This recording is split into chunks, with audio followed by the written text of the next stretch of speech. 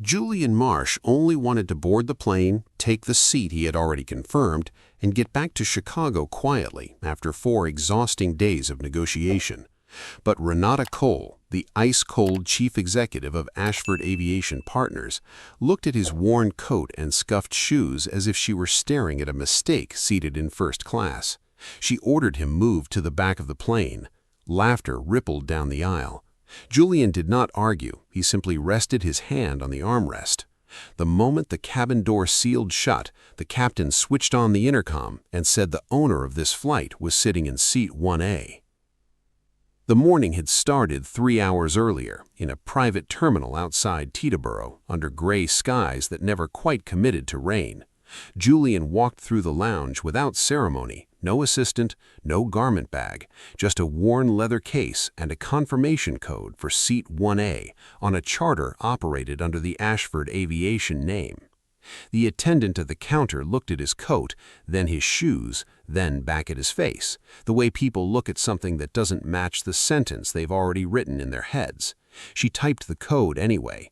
Her screen returned a name she didn't expect to see flagged the way it was, gold, locked, tagged with a clearance tier she'd never seen triggered in 3 years behind that counter. She didn't have time to ask what it meant before another voice cut across the room. Renata Cole arrived the way she arrived everywhere, already annoyed, already late, already certain the day would bend to her. She saw Julian seated near the gate reserved for principal travelers and asked her head of security, Derek Voss, why a man dressed like ground crew had been allowed anywhere near it. Derek didn't check the manifest. He simply walked over and told Julian to move. Julian lifted his boarding pass without standing. "My seat's confirmed, 1A." Renata took the pass, glanced at it, and decided on the spot that a mistake had been made somewhere upstream, a booking error, a mixed-up name, something a junior assistant would answer for later. She told him plainly that seat 1A wasn't just a seat, it was a statement, and he didn't belong inside it. Julian didn't raise his voice. He asked evenly whether she intended to override a confirmed reservation on her own authority. "Inside my own company," she said, "I decide who sits where." He looked past her at the Ashford emblem mounted near the gate and said quietly that she might learn before the day was over exactly whose name was actually on that emblem now. She didn't understand the weight in it. She didn't try to. She turned and walked away, already certain the matter was closed. Boarding began 20 minutes later. Julian was seated last, at the back of the cabin, exactly where Derek had put him. Renata took 1A herself, ordered a sparkling water, and opened her merger folder like nothing had happened at all. Somewhere near the galley, gate agent Maya Chen stared at her tablet, watching a locked clearance flag she couldn't explain blink beside a name she now recognized from files she'd been reviewing all week. The cabin door sealed at 7:59. 7 minutes later, the intercom clicked on and Captain Elena Ruiz's voice filled the plane, calm and exact. The aircraft's ownership records showed seat 1A reserved for the registered owner of the flight. Would Julian Marsh please return to the forward cabin? Renata's hand stopped over her glass. Nobody was laughing anymore. Within an hour, 3 board members would learn exactly whose signature the Chicago merger actually needed. Renata Cole wasn't one of them yet. 3 days before the flight, Julian Marsh sat in a rented conference room in downtown Chicago, reviewing spreadsheets nobody else had bothered to check twice. He wore the same navy coat he'd wear onto the plane. He always did. Clothes, to him, were never the point. He arrived early to every meeting that week, before the coffee was even brewed, and left last, after everyone else had already signed off for the night. Nobody thanked him for staying. Nobody noticed he did. At a hotel 2 blocks from the negotiating table, he ate dinner alone most nights, a sandwich from the lobby deli, a call home to his daughter Zoe. She was 11, and she was rehearsing a violin piece for a recital that Friday. He promised her twice that week that he'd be back in time. "You always say that," she told him once, half joking, half not. "I mean it this time," he said, and meant it more than she knew. Julian learned patience the hard way, not from business school, but from years of being underestimated in rooms exactly like the ones he now quietly controlled. He remembered what it felt like to have his ideas absorbed into someone else's presentation, his name trimmed off the credit line by people who assumed he wouldn't notice or wouldn't say anything if he did. He had noticed. He hadn't said anything. He had simply built something they couldn't take credit for twice. He didn't carry that history like a grudge. He carried it like a lesson that the people who mattered least in a room were often the loudest in it, and the ones who mattered most were usually standing quietly near the back, waiting. On the morning of the flight, he packed his case with care. Folders organized by tab. Nothing extra, nothing for show. He checked the time twice, thinking of Zoe's recital, thinking of the promise he intended to keep. He didn't think about seat 1A, not really. It was just a seat, a formality attached to a confirmation code, nothing worth the energy of expectation. What he did think about walking into that terminal was how many people in rooms like this one had once looked at him and decided in under 3 seconds exactly who he wasn't, and how rarely any of them had been right. The dismissal came first, quiet and procedural. Renata didn't ask Julian's name before deciding he didn't belong in that seat. She simply looked, judged, and moved on. The kind of dismissal that doesn't feel like cruelty to the person delivering it, only efficiency. The exclusion came next. When boarding began, Derek Voss called every other passenger forward by name, checked off a clipboard, waved them through with practiced courtesy. When he reached Julian, he didn't use a name at all. "You're in the back," he said, already turning away before Julian could answer. Then came the disrespect, open enough for the whole cabin to feel it. As Julian passed row 3 on his way to the back, one of the passengers, a hedge fund analyst named Corbett, leaned toward his colleague and said, just loud enough, that Ashford's charter service was apparently now handing out seats to whoever wandered off the tarmac. His colleague laughed. Nobody else in the cabin looked up from their phones. Nobody said a word in Julian's defense. He heard it. He kept walking. He set his bag beneath the seat, sat down, and folded his hands, the way a man folds his hands when he has decided a fight isn't worth having yet. The discrimination sharpened further once the plane was airborne. A flight attendant, following instructions relayed quietly from the front of the cabin, served drinks to every row before reaching the back, then informed Julian that the meal service might not stretch that far today. He said that was fine. He wasn't hungry. Then came the irreversible mistake, the one nobody in that cabin yet understood as a mistake at all. Renata, still seated in 1A, instructed her assistant to log a formal complaint against Julian with the charter company, citing disruptive behavior at boarding, a claim built entirely on the fact that he, calmly, once said, "This is my confirmed seat." She didn't know, drafting that complaint, that the very entity she was complaining to had changed hands 11 days earlier. She didn't know the signature required to approve or dismiss such a complaint now belonged to the man she'd just filed it against. Julian said nothing about any of it. He watched the clouds out the window, thought once more of Zoe's recital, and let the cabin's quiet cruelty go unanswered, not because he couldn't respond, but because he already knew that in a matter of minutes the intercom would answer for him. The first crack appeared with Maya Chen, though nobody on the plane could see it. Back at the gate, she'd finally pulled up the full record behind that locked clearance flag and gone very still. She typed a message to her supervisor, then deleted it, then typed it again. She didn't send it, not yet. Some part of her understood that whatever this was, it was bigger than a shift change problem she could fix from behind a counter. On board, the first sign came from Captain Elena Ruiz herself. Before pushback, she'd stepped briefly into the cabin to greet passengers, standard courtesy, nothing more. But when her eyes reached the back row and landed on Julian, something in her posture changed. A pause, a flicker of recognition, gone as fast as it appeared. She said nothing beyond a polite greeting and returned to the cockpit. Renata noticed the pause but read nothing into it.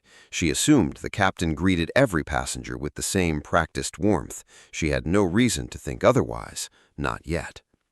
The second sign came from Derek Voss, though he didn't understand it himself.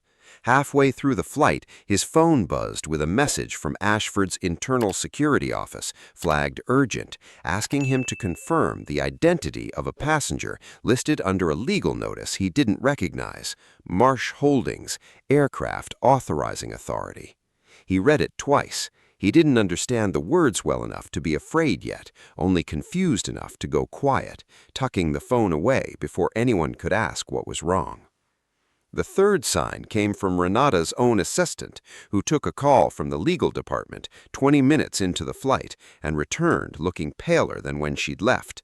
She leaned close and murmured something Renata waved off without listening, something about a filing, a transfer, a name that had come up twice in the same morning. Renata told her it could wait until Chicago. None of these moments explained anything on their own. A pause from a captain, a message a security chief didn't understand, a phone call an assistant didn't finish delivering. But stitched together, they formed a question that hung over the cabin like static nobody could quite name. Julian gave no clues himself. He sat in the back row, calm as he'd been at the gate, and said nothing that would explain any of it. He didn't need to. The pieces were already moving without him. Quiet reports climbing from a gate counter, a cockpit, a legal office, all converging toward the same 7-minute mark when the intercom would finally say what none of them yet understood. The intercom clicked off, and for a long moment, nobody in the cabin moved. Renata sat frozen in seat 1A, one hand still hovering over her coffee, waiting for someone to tell her it was a mistake. No one did. Corbett, the analyst who'd laughed loudest at the gate, was already on his phone, texting his firm's compliance desk under the table, asking quietly whether anyone had heard of Marsh Holdings attached to Ashford's aircraft registry. Nobody had. That made it worse, not better. Below them, on the ground, the collapse started without anyone on the plane seeing it happen. A junior partner at the firm brokering the Chicago merger received an automated alert flagging a change in Ashford's operating authority, a routine compliance ping that suddenly wasn't routine at all. He forwarded it up the chain without comment. Within minutes, 2 of the deal's largest institutional investors had quietly paused their wire transfers, waiting for clarification nobody could yet give them. Maya Chen, still at the gate in Teterboro, finally sent the message she'd been drafting for 20 minutes. Her supervisor called her back within 90 seconds, voice tight, asking her to pull every record tied to the flight immediately. None of it reached the cabin. Renata had no signal at 31,000 feet, no way to see her deal quietly losing altitude beneath her while she sat rigid in a seat that no longer felt like hers. She only knew that something had shifted, that the man she'd sent to the back row an hour ago hadn't argued, hadn't raised his voice, hadn't needed to. Julian, for his part, hadn't moved either. He still sat in the last row, hands folded, watching the clouds. He didn't need to check his phone to know what was happening below. He already knew. He'd built it that way. Renata stood first, though her legs didn't fully agree with the decision. She walked the length of the cabin toward the back row, past passengers who suddenly found their laptops very interesting, and stopped in front of Julian.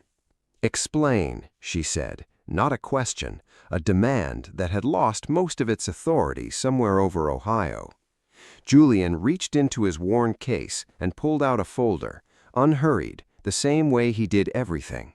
He laid 3 documents on his tray table, turned them so she could read them without leaning. 11 days ago, he said, Marsh Holdings acquired controlling interest in the entity that operates this aircraft, along with a portion of Ashford's outstanding debt. He let that sit for a moment before adding, "I didn't come here to make a point. I came here to get home to my daughter's recital. The seat was just a seat until you decided it wasn't." Renata scanned the documents, her eyes moving faster than her composure could keep up with. A registration transfer, a signature, an operating authority notice dated 11 days prior, filed quietly, without press, without announcement. The exact kind of filing nobody reads until it's too late to undo. "This is absurd," she said, though her voice had lost its edge. "You're telling me a man in a $40 coat owns part of my airline?" "I'm telling you," Julian said, "that the merger closing in Chicago today needs a signature you don't have, mine." Corbett, 3 rows up, had gone very quiet. So had the assistant, who'd tried twice to warn Renata something was wrong. Captain Ruiz's voice crackled back over the intercom, brief and procedural, confirming for the full cabin that flight operations were proceeding under the authority of Marsh Holdings, per updated registry documentation received that morning. Nobody laughed this time. Nobody smirked into a coffee cup. The cabin that had found Julian's confirmed seat so easy to dismiss an hour ago now sat in a silence that felt to more than one passenger like the sound of a mistake finally catching up to the people who made it. Renata looked down at the documents again, then up at Julian, searching the way people search when they're hoping to find some flaw in a truth that's already settled. She didn't find one. "Why didn't you say something at the gate?" she asked quietly.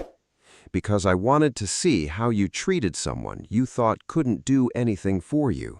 Now I know." The plane hadn't even reached Chicago airspace before the consequences started arriving in pieces. Renata's assistant took a call from legal that she didn't bother hiding this time, holding the phone slightly away from her ear so Renata could hear the tightness in the voice on the other end. 2 institutional investors had formally paused their commitment to the merger, pending clarification of Ashford's ownership structure, a pause that, in deal terms, was rarely just a pause. Corbett's firm called him next. His compliance desk wanted to know why he was pictured in a passenger manifest now circulating internally, mocking a man who, according to a filing that had just gone public, held operating authority over the very aircraft he'd been sitting on. Corbett didn't answer the question. He put his phone face down on his tray table and didn't touch it again for the rest of the flight. Derek Voss sat rigid near the galley, replaying the last hour in his head, understanding now exactly how badly he'd misjudged the moment at the gate. He'd followed an order without asking a single question, and the order had come from someone whose authority, as of that morning, was worth considerably less than he'd assumed. Renata returned to her seat, but didn't open her merger folder again. She sat instead with her hands folded in her lap, an unfamiliar posture for her, watching Julian from 3 rows back, the way a person watches weather they no longer trust themselves to predict. By the time the aircraft began its descent into Chicago, word had already reached Ashford's board.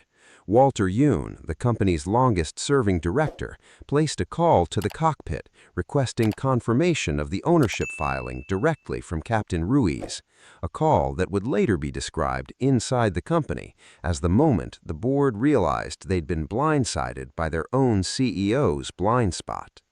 No shouting, no threats, no dramatic ultimatum delivered mid-air, just documents, phone calls, and the slow, procedural weight of consequences that didn't need theater to land hard.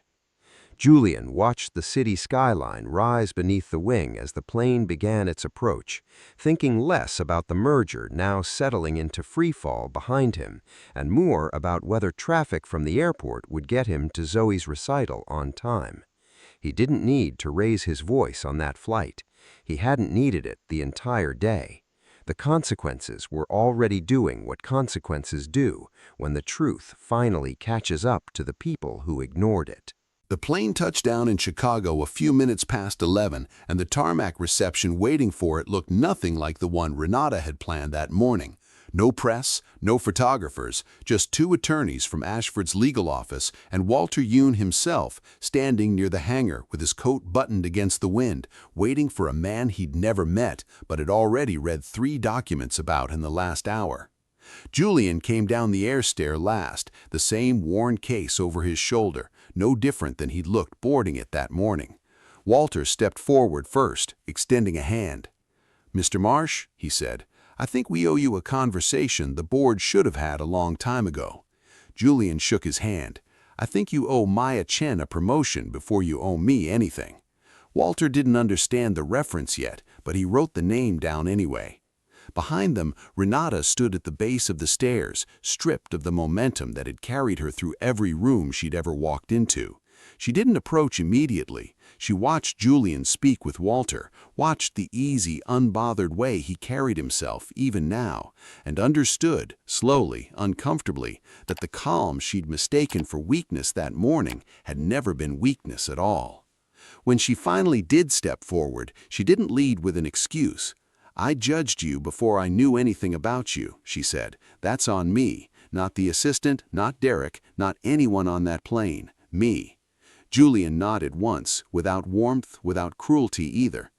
"That's the part most people never get to," he said. "Most people explain first. You didn't." Corbett lingered near the back of the group, saying nothing, clearly hoping to avoid being noticed at all. Julian didn't single him out. He didn't need to. The compliance call waiting on Corbett's phone would do that work without any help. Word moved quickly through the small crowd gathered near the hangar, quiet, embarrassed recalibrations happening in real time, the kind that don't require an announcement to register. People who had laughed 2 hours ago now found reasons not to make eye contact, not out of fear, out of the specific discomfort of realizing they'd been wrong about someone in a way that couldn't be unwitnessed. Nobody clapped, nobody apologized dramatically. It wasn't that kind of recognition. It was quieter than that, the kind that settles into a room slowly, the moment people stop explaining a man by his coat and start explaining him by what he'd actually done. Julian made it to the recital with 11 minutes to spare. He slipped into a folding chair near the back of the school auditorium, still in the same navy coat, case set quietly beneath his seat. Zoe spotted him from the wings before she walked out to play, and the small, relieved smile she gave him was worth more than anything that had happened on that plane. He played her piece without a single missed note. He didn't check his phone once during it. 3 weeks later, Ashford Aviation Partners announced a quiet restructuring. Walter Yoon, now serving as interim board chair, confirmed that Marsh Holdings would retain a permanent seat on the board, with Julian declining the chairman title offered to him outright. He asked for 3 things: an independent review of the boarding incident, a formal policy change around how ownership disputes were handled at the gate, and Maya Chen's promotion to senior operations lead effective immediately. Maya heard the news standing at the same counter where she'd once hesitated over a locked screen, unsure whether raising her hand would cost her the job she'd spent years earning. She thought about that hesitation often afterwards, and about the fact that noticing something quietly wrong had mattered more than she'd believed it would at the time. Derek Voss resigned before the internal review concluded. Corbett's firm quietly declined to renew his contract at year-end, a decision made without much explanation and none needed. Renata remained CEO, but the company that reinstated her looked different than the one she'd run that morning. Every major decision now passed first through a review process that included Julian's office, not out of punishment, because the board had finally understood what her instincts alone had missed. She rebuilt slower after that, more carefully, and though she never fully shook the memory of that flight, she stopped mistaking composure for status and appearance for evidence. Ashford introduced a new boarding policy that fall: 1 seat on every executive charter, reserved for a rotating member of ground crew or support staff, chosen quarterly, no exceptions. Renata signed it into effect herself. She never spoke publicly about why. Julian never mentioned the flight again, not to reporters, not to colleagues, not even to Zoe, who only knew her father had been part of a work thing that made the news for a week. He didn't need anyone to remember what happened over Ohio that day. He only needed to be the kind of man who never had to raise his voice to prove it.